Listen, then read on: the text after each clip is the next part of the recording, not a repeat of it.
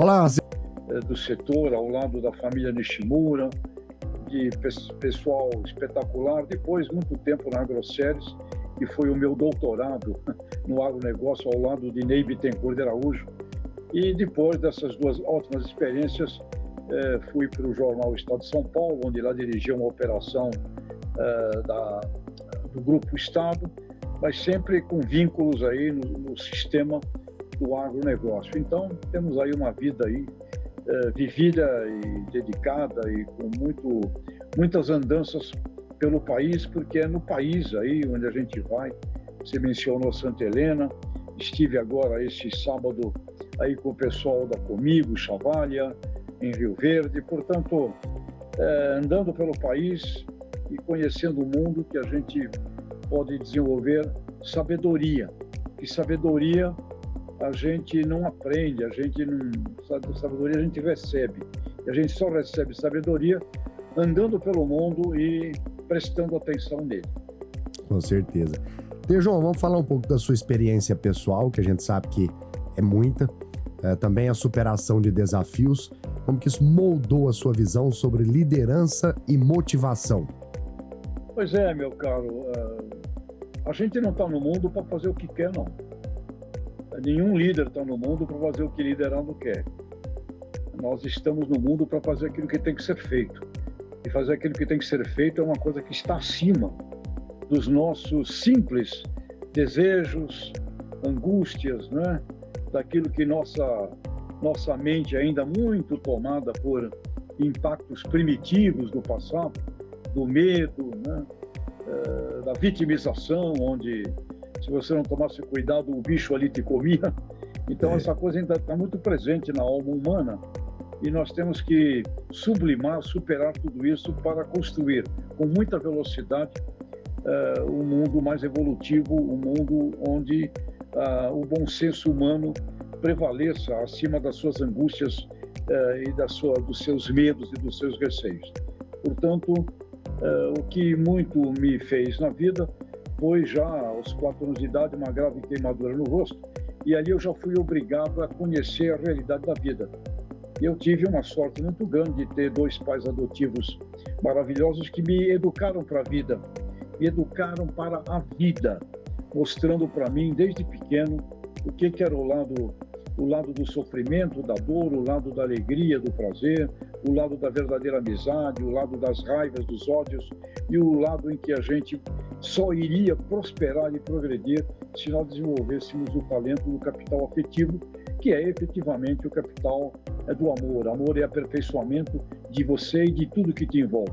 E esse aperfeiçoamento não é simples, cotidiana, e no campo do agro essa experiência ela é visível, ela é realista, ela está aí presente. Por isso que eu sou um grande admirador das cooperativas do Brasil, porque ali numa casa cooperativa você tem que ter educação, pressão de mudança, porque você não pode deixar nenhum cooperado para trás. Então, bem-vindos ao mundo.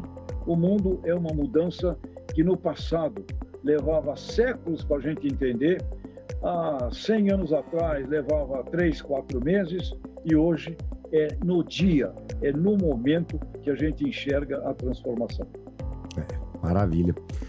João, quais foram os principais momentos de virada na sua carreira e como elas influenciaram a sua trajetória profissional? A minha grande virada foi quando eu trabalhava ainda como estagiário numa agência de propaganda em São Paulo, e lá apareceu um trabalho para fazer para jato, máquinas agrícolas jato, pulverizadores. Isso foi em 1976 e era um assunto que ninguém queria mexer com isso, uma máquina agrícola e com pulverizador, o que é isso, não sei o quê, e deram para o estagiário fazer, que era eu. Eu peguei aquilo, nunca tinha visto aquilo na minha vida, nasci em Santos, morava em São Paulo, então não tinha noção nenhuma de agricultura, nada. E falei, caramba, eu tenho que ver o que é isso, onde é que fica esse assunto aqui? Onde é que é essa jato? Na cidade de Pompeia. Onde é Pompeia? Pompeia é depois de Marília, tá bom, mas onde é Marília? 500 quilômetros de São Paulo. Tá, como é que faz? Eu tenho que ir lá ver, conversar com os caras. Eu não vou poder criar nada se não conhecer esse pessoal. E tinha um trem que saía de São Paulo às 10 da noite e chegava em Pompeia às 8 da manhã. Fui para o trem, chego lá, desço na estação de Pompeia e tem lá simplesmente um cara espetacular me esperando, inesquecível, doutor José Maria Jorge Sebastião, engenheiro agrônomo, um homem que tinha sido presidente na época do IBC, Instituto Brasileiro de Café, cafeicultor, um homem apaixonado pelo agro, naquela época não se chamava agronegócio, pela agricultura, e ele me deu uma aula.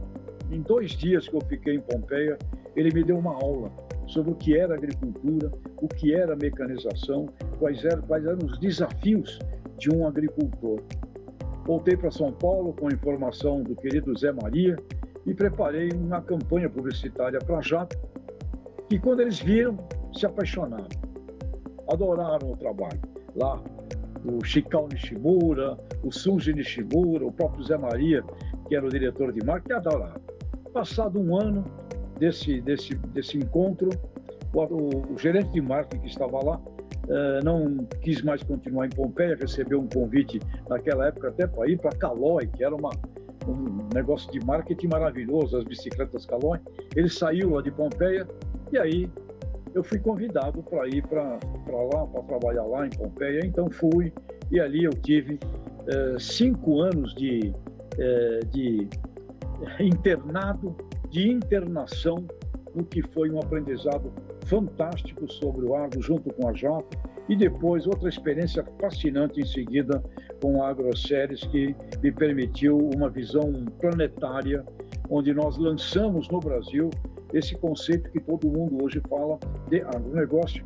Isso foi trazido para o Brasil por Ney Bittencourt de Araújo, que era o presidente da AgroSéries, que estudou em Harvard nos anos 70, e em 1980 nós falávamos de agribusiness, de agronegócio, e fomos ali, junto com o Ney, mais meia dúzia de pessoas responsáveis por trazer para o país o conceito do agribusiness, traduzido então para agronegócio. Maravilha. Vamos continuar falando sobre isso então. Qual é a sua definição, Tejon, para agronegócio brasileiro hoje e qual é a sua real importância tanto para o desenvolvimento econômico quanto para o lado social do nosso país? Bom, quando olhamos com profundidade acadêmica a definição correta de agribusiness, agronegócio, é a soma total dos fatores que envolvem esse sistema, que é uma cadeia produtiva, que nasce no gene da genética, seja da genética vegetal ou animal, que é a parte do desenvolvimento dos materiais genéticos, nasce ali na ciência da genética e vai até o cérebro do consumidor final, que nós chamamos do meme, né? Os nossos neurônios. Essa cadeia produtiva, ela envolve o setor industrial, comercial, o setor de serviços e a agropecuária. Então, este contexto, este complexo reunido é que formam o sistema do agronegócio. Por quê? Não existe nenhum elo dessa cadeia produtiva que possa viver sozinho. Todo ele é ligado e conectado um ao outro. Não haveria a agricultura se não houvesse fertilizantes, se não houvesse equipamentos, se não houvesse hoje sinal de telecomunicação, digitalização, se não houvesse a evolução das sementes que tanto fizeram para a possibilidade de termos, por exemplo, uma agricultura tropical no Brasil, não haveria a avicultura que conhecemos hoje, não haveria a suinicultura, não haveria os avanços no setor da pecuária de corte e nós não estaríamos preparados como estamos para todas as exigências ambientais, socioeconômicas. Portanto, não existe elo que viva sozinho, como não existiria a indústria sem a agropecuária. Não existiria o supermercado sem a indústria, a agropecuária e a ciência. E aqui, mais de 8 bilhões de consumidores finais no planeta, hoje nós temos a possibilidade de irmos até aqui a esquina e encontrarmos ali um extraordinário produto para fazermos a nossa refeição, o que no passado era totalmente impossível de acontecer. E ainda temos no mundo aí praticamente uma necessidade de melhorarmos a segurança alimentar e agora a energética, onde os biocombustíveis serão um sucesso cada vez mais, mas nós temos a necessidade de melhorar a segurança alimentar e energética do mundo aí para cerca de 4 bilhões de seres humanos. Portanto, o nosso setor, chamado esse complexo do agronegócio, ele é o maior setor econômico do mundo e aquele que tem a maior dimensão e missão social e ambiental no planeta Terra. Muito bem. João, como que você vê a evolução do nosso agronegócio ao longo dos anos e quais são os principais desafios que o setor já enfrentou? O agronegócio brasileiro tem praticamente, de verdade assim, 50 anos que eu associaria com a criação da própria Embrapa, que foi em 1973.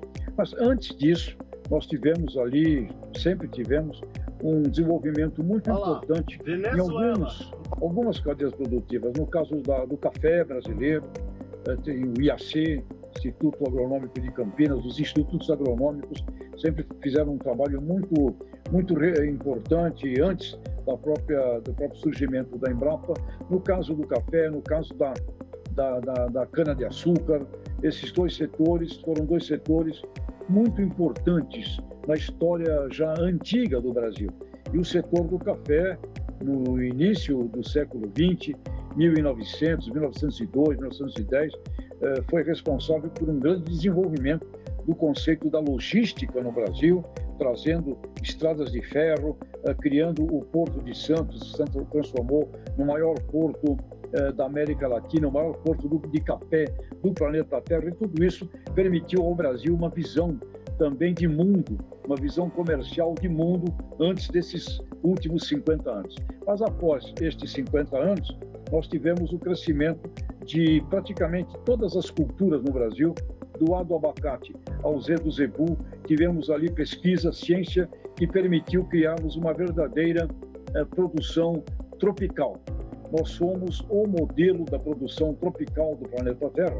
E quando olhamos o cinturão tropical do planeta Terra, entre o Trópico de Câncer e Capricórnio, você vai ver ali que é onde exatamente está hoje um grande desafio para o mundo, que é resolver problemas que existem em praticamente mais de 60 países, que é o lugar do planeta onde você tem, de fato, os grandes dramas ambientais, da pobreza, desigualdade, e é onde ali vai ter que haver um grande investimento de progresso e prosperidade. E dentro dessa faixa do mundo, nós, Brasil, somos o exemplo positivo. Criamos uma agricultura, uma pecuária tropical que é exemplar no mundo e nos transformamos em praticamente 50 anos de um país importador num país exportador, e que além de exportar, nós atendemos o mercado interno brasileiro e temos da indústria brasileira de alimento e bebida, ela compra 60%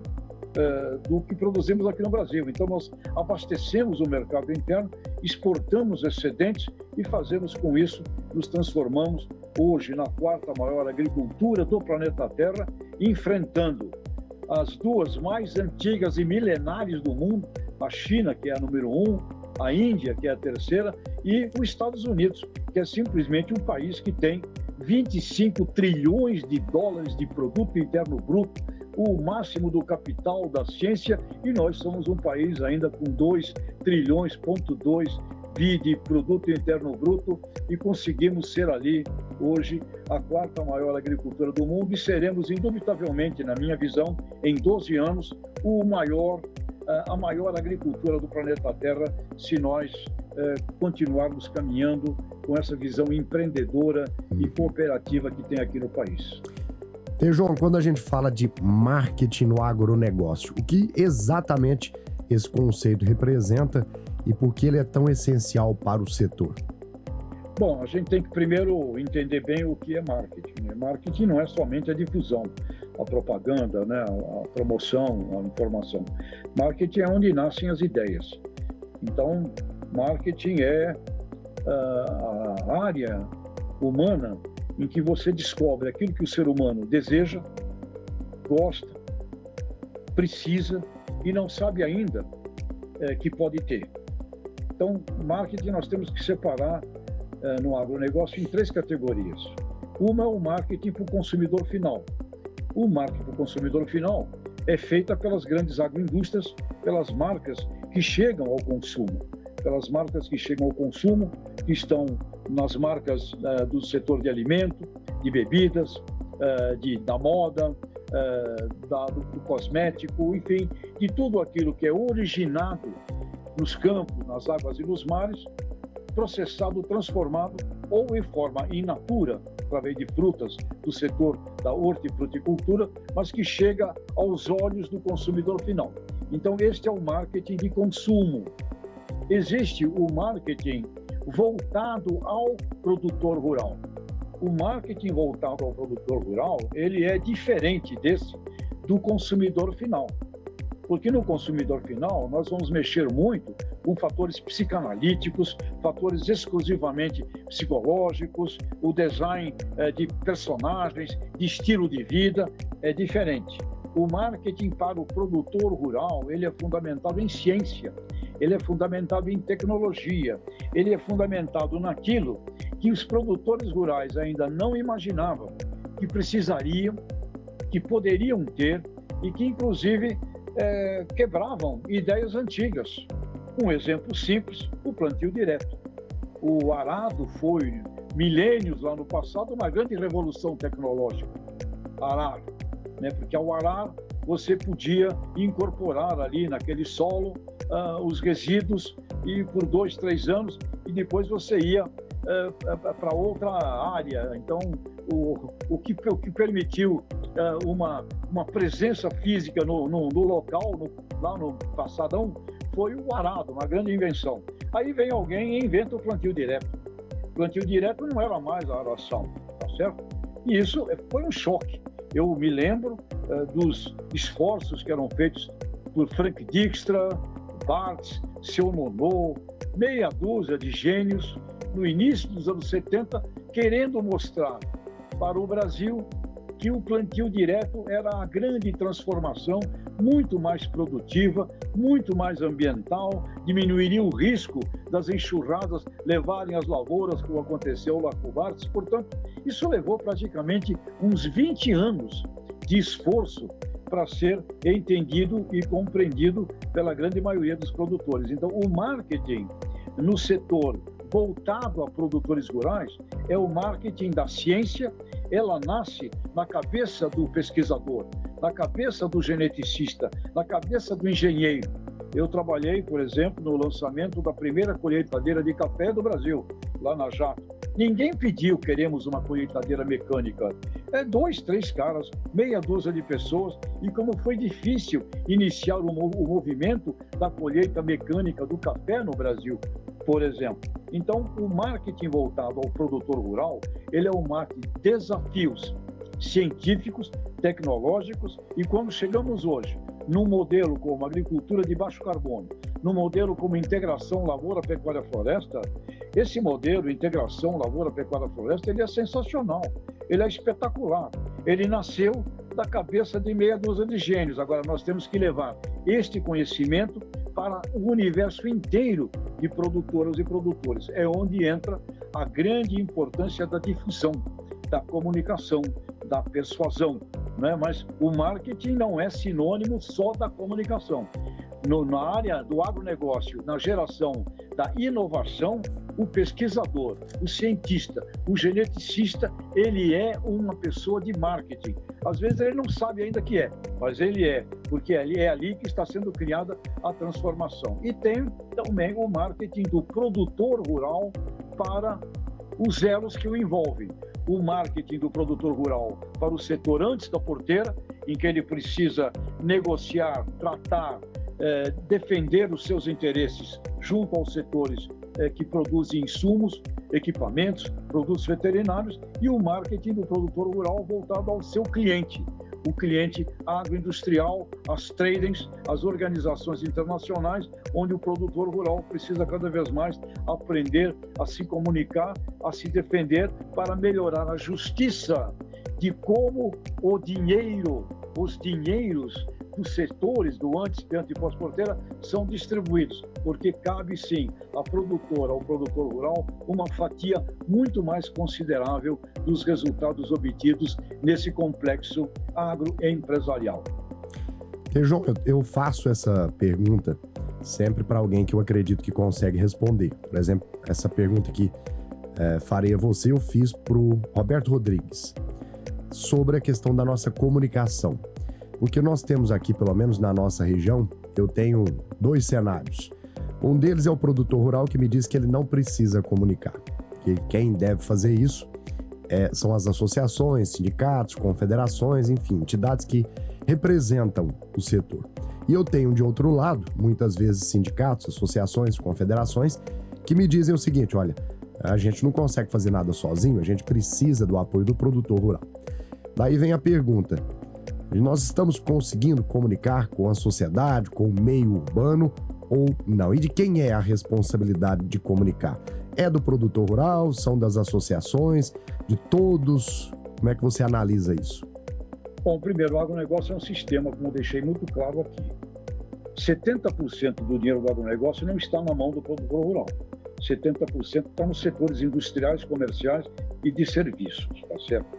Então, quem tem dinheiro para fazer efetivamente investimentos na parte da comunicação persuasiva, da comunicação que cria imagem, que cria valores associados à sociedade, para mostrar que aquele alimento, que aquela bebida, que aquela fibra de algodão, ela não nasceu ali naquela minha gôndola, mas que eu tenho responsabilidade de onde ela veio. Então eu preciso começar a mostrar para o consumidor final, porque este é um desejo que está embutido na sua vontade ainda inconsciente, de onde veio o leite, de onde veio a carne, de onde veio a fruta, de onde veio o tomate. Isto está no inconsciente do consumidor final. E se eu começo a mostrar isso para ele, eu aumento a credibilidade na minha marca. Então, este exemplo, você o vê num programa que é o RAMA, Rastreabilidade e Monitoramento de Alimentos, onde os supermercados entendem o seguinte: além de um ponto de venda, eu sou um ponto de educação do meu consumidor final, porque eu tenho que evoluí-lo e diminuir os desperdícios e diminuir a desinformação do meu cliente final. E aí você pega hoje, nesse instante, uma campanha publicitária que eu quero parabenizar, do Grupo Pão de Açúcar, onde o tema é Tudo de Pão, aproveitando o nome Pão de Açúcar, Tudo de Pão. E nesse material publicitário, o Grupo Pão de Açúcar mostra a origem, mostra pessoas na lavoura, mostra pessoas plantando, mostra famílias agrícolas lá na originação. Então, quando você começa a ter isso, você começa a ter uma visualização da produtora, do produtor rural, e você começa a ter uma valorização maior da produtora e do produtor rural. Então, indo para o campo do mundo dos supermercados, que é o comércio, que é o varejo, que chega aqui na ponta. Setor agroindustrial. Uma empresa, por exemplo, que é líder no mundo na área de batatas, a PepsiCo, começou a colocar a fotografia de produtores de batata nas suas embalagens das chips Lay's, por exemplo. E começou a vender mais essa batata. E eu perguntei, por que vende mais a batata que tem a foto do produtor rural? Resposta da PepsiCo, uma das maiores corporações agroindustriais do mundo. Porque o consumidor gosta da ideia de saber quem produziu a batata, de onde veio, elo com a natureza. Então, novamente, varejo, supermercado, setor agroindustrial, promovendo seus produtos, vinculando a originação. Quando você vai para as cooperativas, elas têm um trabalho, principalmente as cooperativas agroindustriais, elas têm um trabalho, sim, de comunicação das suas marcas, transformando as suas marcas em verdadeiros produtos de consumo. Nas relações B2B, das relações com o setor industrial, o produtor rural, através das suas grandes entidades, tem o dever, sim, de se comunicar muito melhor, na minha forma de ver, com as tradings, com as grandes organizações internacionais e ter acesso e conversa com os CEOs, com os presidentes das companhias que fazem a ciência e tecnologia que ele recebe aqui no campo e as companhias que compram os seus produtos e transformam e vendem para o consumidor final. Agora, eu, produtor rural, devo ter a minha comunicação? A resposta é muito simples. Sim, Você pega um minúsculo bazarzinho de uma rua, de um bairro de Rio Verde. Ele tem o dever de se comunicar naquele minúsculo bazarzinho. Ele tem que ter a sua plaquinha, o seu luminoso, ele tem que procurar trazer os clientes ali do bairro, da região. Ele tem o dever de se comunicar, mesmo sendo pequenininho. E hoje, com o acesso mais facilitado de toda a tecnologia digital, da comunicação nas redes, etc., tudo pode ser pequeno. Você pode e deve fazer a sua comunicação, simples que seja, mas mostrando ali o carinho com que você faz, é uma família agrícola, o que você produz, você tem o dever de fazer isso. Agora, a grande comunicação para a Europa, a grande comunicação para os consumidores internacionais, tem que haver uma orquestração e nós temos que ter um plano estratégico cujo dinheiro, e aí eu concordo com produtores rurais, o grande dinheiro para essa ação não é e não deve sair do bolso dos agricultores, porque eles já são o setor do sistema do agronegócio o mais risco, o mais incerto, o que estão sujeitos a não botar preço em mercadoria, não bota preço nos insumos, não consegue definir taxa de câmbio, não consegue saber como é que vai ser a briga geopolítica do mundo.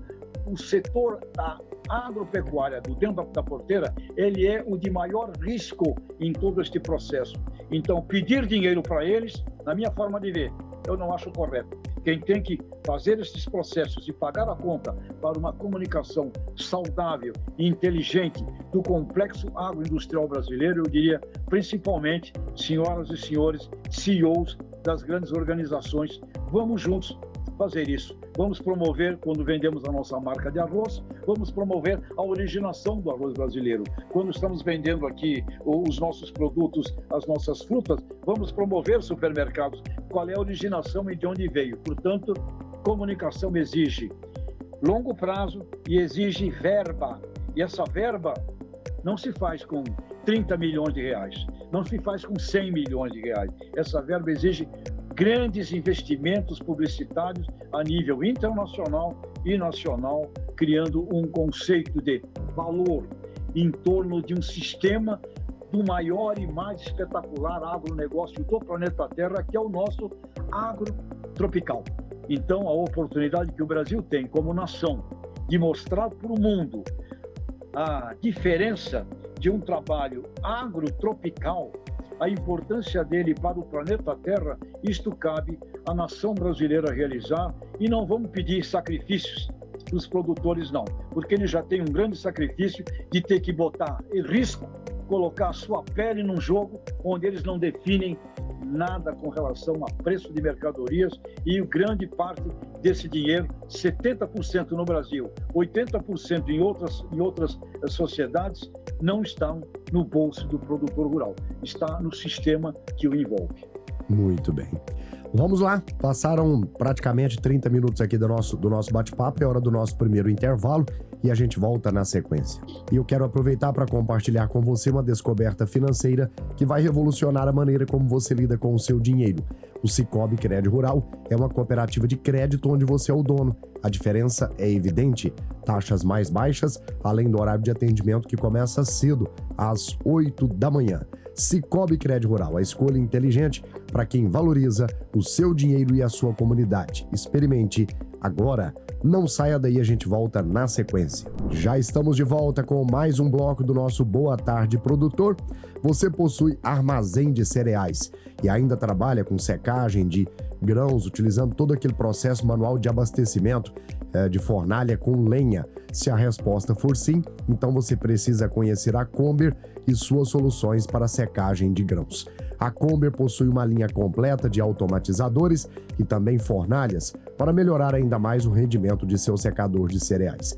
É uma empresa rioverdense, pioneira e líder nacional em seu segmento, que há mais de 10 anos fornece soluções em secagem de grãos para todo o Brasil. Comber, soluções em secagem de grãos. Seguimos por aqui com José Luiz Tejon, escritor e palestrante, além de renomado especialista em agronegócio, liderança e marketing. Tejon, quais são para você as características essenciais de um líder inspirador e como elas podem ser desenvolvidas. Muito bem, o líder não existe para fazer o que o liderado quer. Ele existe para fazer com o liderado aquilo que tem que ser feito. E para fazer isso, ele não pode ser uma pessoa arrogante, não pode ser uma pessoa antipática, como você bem usou aí o termo, ele tem que ser uma pessoa inspiradora, uma pessoa que movimente o ser humano a partir dos seus sentimentos de carinho, de amor, de levá-lo a uma busca de não acomodação, de movimento constante. Então isso exige uma dedicação muito grande. O líder, ele não pode ser uma pessoa que trabalha em home office. O líder é um cara de exemplo em si. Ele dá o exemplo em si e ele inspira todas as pessoas que estão com ele a um sentido pelo qual vale a pena trabalhar, um sentido pelo qual vale a pena traduzir o seu trabalho em benefício, em beleza, em utilidade para as pessoas que usufruem daquele trabalho. Então, o líder precisa ser obrigatoriamente inspirador, porque, caso contrário, ele será dominado pelos liderados. E ser dominado pelos liderados não é fazer o que tem que ser feito. Aí você entra em zonas de acomodação, em zonas, inclusive, ali de conflitos e de vitimização. Portanto, o trabalho e a missão de um líder é muito exigente. Você está acima de fazer o que as pessoas querem e mais. Você está acima de fazer, inclusive, aquilo que pessoalmente você gostaria. Porque para ser um líder, você tem que conversar com gente que você não conversaria, você tem que ir onde você não iria, você tem que aprender coisas que você não aprenderia e você tem que você tem que inspirar a si próprio, porque se você não se inspira, você não vai inspirar ninguém. Portanto, belíssima, divina, fantástica missão. E como o amigo Roberto Rodrigues, que você mencionou, que me entrevistou, ele me fala sempre, os líderes de verdade mereceriam o Nobel da Paz, porque eles têm que fazer aquilo que tem que ser feito, eles têm que superar a si próprios. Perfeito, incrível. João, quais são então as suas estratégias para manter equipes motivadas e engajadas, especialmente em momentos de crise? Bom, primeiro é deixar claro que crise sempre existiu. Então, quando falamos crise, parece que as pessoas acham que é a primeira da vida. É como um marinheiro que encontra uma tempestade e acha que aquela tempestade é a única da vida. Bons marujos são aqueles que sabem muito bem que mar bravo, mar bravio, faz parte da atividade do marujo. E no campo nosso da vida, crises sempre fizeram parte, sempre existiram. 290. Não vai. Se prepara, porque vai voltar. Então, quando tudo está bem, você se prepara para o momento difícil. Se você está preparado para um momento difícil, quando tudo vai mal, você vai ser aquele que mais vai prosperar, aquele que mais vai crescer. Por quê? Porque você está preparado. Então, compreender ciclos de altas e baixas, crise que sempre teve na história do mundo, é o fator número 1, porque isso dá a você coragem. Você não é surpreendido e você não vira vítima do medo, porque o medo é o grande inimigo do ser humano, que tem um destino a longo prazo na vida curtíssima, mas que seja o longo prazo da nossa vida curta, a cumprir. Então é compreender altas e baixas, compreender que tem crise, a partir de uma crise existe, infelizmente, uma depuração, muita gente fica no tempo, muita gente não vai ao futuro, mas surgem novos que passam a ir, a assumir. E se você for alguém que tenha consciência da existência das crises, você será um daqueles que vai ter mais de 100 anos uma empresa, mais de 150 anos uma empresa, porque, além de tudo, você vai ter a consciência que você criou ali uma obra que tem que ter sucessão. Você tem que ter um legado, e esse legado é aquele que vai vencer o século, e muitas vezes, em muitas corporações mundiais, corporações que venceram 2 séculos de existência por esta compreensão sistêmica. Então, bem-vindo à Terra. Crise faz parte. Na época de tá tudo bem, se prepara para ir mal. Quando tá tudo mal, se você está preparado, você vai crescer mais do que todo mundo. Total, né? E, João, como construir, então, uma cultura organizacional forte e que promova a inovação e sustentabilidade? Primeiro, você tem que ter um quadro de valores muito bem estabelecidos, valores da tua empresa. Seja ela uma fazenda, seja ela uma revenda, pessoal da distribuição, que eu também admiro muito, que fazem um trabalho sensacional no agro brasileiro, seja da cooperativa, e seja do que for, seja da nossa rádio, um quadro de valores. Quais são meia dúzia de valores dos quais nós não abrimos mão? Integridade, verdade, sentido de inovação, capacidade de empatia, gostamos dos nossos clientes, dos nossos consumidores, não queremos que os nossos clientes, consumidores, sejam mal sucedidos, portanto nós estamos ali para transformar e melhorar a vida deles. Ou seja, você tem que ter um plano muito claro de valores. Esse plano de valores tem que ser trabalhado pela liderança o dia inteiro, o tempo inteiro, e ele aparece nas decisões que a gente toma. As decisões tomadas, elas são aquelas que revelam a honestidade dos seus valores ou simplesmente a aparência dos valores. Então, isso é fundamental.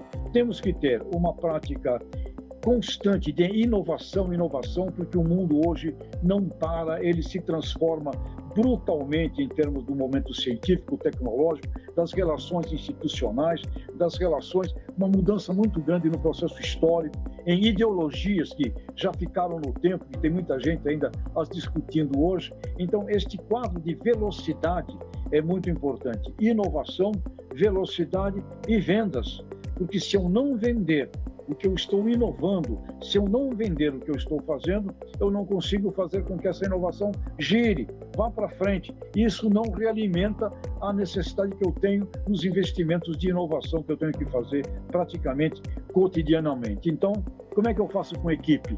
A ciência está mais veloz do que os seres humanos. Os seres humanos ainda são lentos. Então, eu tenho que ter ali uma organização que inspire, uma organização com amor, uma organização que pressione seres humanos a evoluir, mas isso tudo tem que ser feito com carinho. Eu tenho que aprender a fazer isso, não é com a maneira autoritária, não é com a maneira da ordem de cima para baixo, é com a maneira de um convencimento muito grande de todas as pessoas que estão ali trabalhando comigo. Portanto, isso dá um trabalho humano, mas é através desse trabalho que eu faria a diferença da organização que vai ao futuro, daquela que pode ter êxito a curto prazo, mas que não vai ao futuro. Vem aí mais uma pausa para o intervalo e na volta a gente continua com o Tejon aqui no Boa Tarde Produtor. Até já! Já estamos de volta com mais informações aqui no Boa Tarde Produtor. Eu quero falar com você agora da Simple Agro, que despontou em Rio Verde com soluções inovadoras para a realidade do agro desde 2018. Com experiência em commodities, oferecem serviços de compra, venda, intermediação e assessoria estratégica para a comercialização de grãos. Entre em contato agora com a Adria Rocha pelo telefone e WhatsApp 649-9303-1729 ou vá até a Simple Agro, que fica ali no Barrinha. Eu disse Simple Agro. Continuamos com o nosso Boa Tarde Produtor. Hoje o Tejon é o nosso convidado. Quase já no final do nosso horário aqui, mas ainda temos mais alguns minutos para conversar e a gente volta nesse bloco para falar um pouco mais sobre sustentabilidade.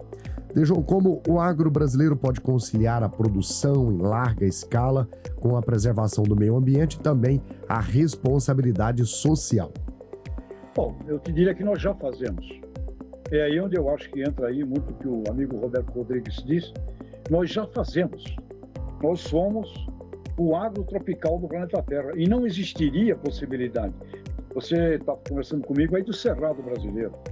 Não existiria possibilidade de fazer uma agropecuária no Cerrado brasileiro hoje, na dimensão que é feita, sem as práticas modernas, ambientais e sem a preocupação social também. Portanto, esta imigração, esta tomada do Cerrado brasileiro, feita com muito sacrifício, com muito suor, com muita lágrima, por muitos pioneiros aí, desde os anos 70 para frente, ela é um exemplo espetacular de um movimento social onde foi obrigatório termos práticas de agricultura de baixo carbono, termos práticas de sistemas, termos práticas ambientais. Então, primeiro, já fazemos. Não é que temos que fazer. Precisamos fazer com que muita gente que ainda não pratica, não faz bem feito. O que muitos já fazem, com que haja uma universalização desses meios. Então, é importante que quem ainda tem mitos, preconceitos quando fala a palavra sustentabilidade, achando que é um bicho que vai pegar, olha, por exemplo, olha para o seu vizinho que faz bem feito. Meu amigo Zecão, Lucas do Rio Verde, eleito o melhor produtor de soja ambiental, sustentável, espetacular do país. Vai ver como o Zecão trabalha lá. Olha como ele faz e imita. Ele ganha mais dinheiro, ele tem mais resiliência para enfrentar momentos de crise, momentos de seca, etc. Simplesmente ele ganha mais, ele faz mais e melhor, fazendo exatamente a prática que você me coloca aqui. Portanto, já realizamos, olha aí no Macomico, tem 11.900, quase 12 mil cooperados, pega lá os 300, 400 campeões desse método e vai olhar como os caras fazem. Eles ganham mais dinheiro, eles estão melhor. E eu conversando com gente que não quer fazer, eu escuto muito disso também. Dá trabalho, eu não tenho, eu já fiz de tudo, não tenho equipe, não tenho pessoal, então você vai ver que existem desculpas para não fazer. Mas olha, meu caro Leonardo, não vamos dizer o que o Brasil precisa fazer, o Brasil já faz. É mostrar isso que o Brasil já faz, ele já faz, e quem não faz, imita esses caras que estão fazendo, porque o que o mundo quer é o que brasileiros já fazem, e todos temos que fazer o que os brasileiros já fazem, e é questão de imitá-los, porque não tem segredo, é fazer o que eles fazem, e eles ganham mais dinheiro fazendo o sustentável. Show.